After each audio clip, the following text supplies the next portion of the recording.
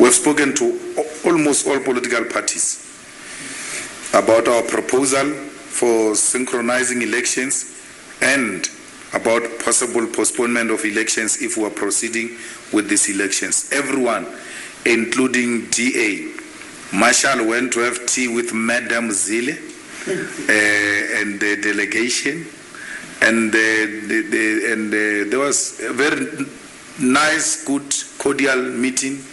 Although we didn't find each other on synchronization with the DA, but there was a meeting.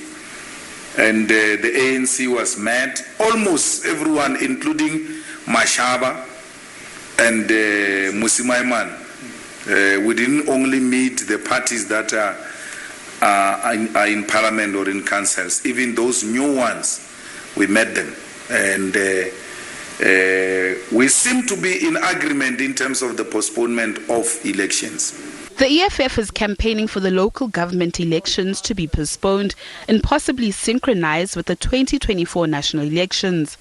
The party has sought an audience with the IEC on the matter and will meet with the Commission soon. The Commission will probably have to retreat and go analyze those submissions and balance that against the constitutional principles and arrive at its own position, independent of the positions of political parties. Of course, the Commission has got to consider those submissions in arriving at a position. While the ANC had previously indicated that it's open to the EFF's suggestion, it did not mention any postponement of the local elections following last week's meeting of its NEC.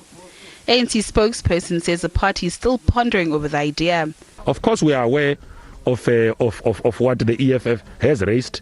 They have also written to the African National Congress to have that kind of an engagement.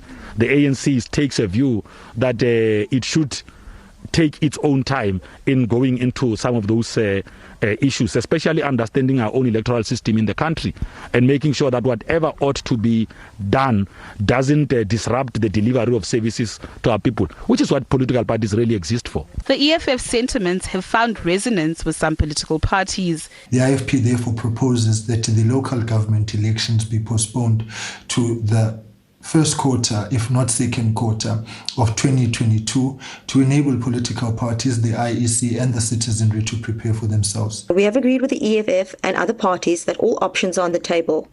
Al-Jamas made a call to the Minister of Communications in Parliament to turn around the post office so that voters can have an option of a postal vote. Others, however, have rejected the EFF's proposal outright.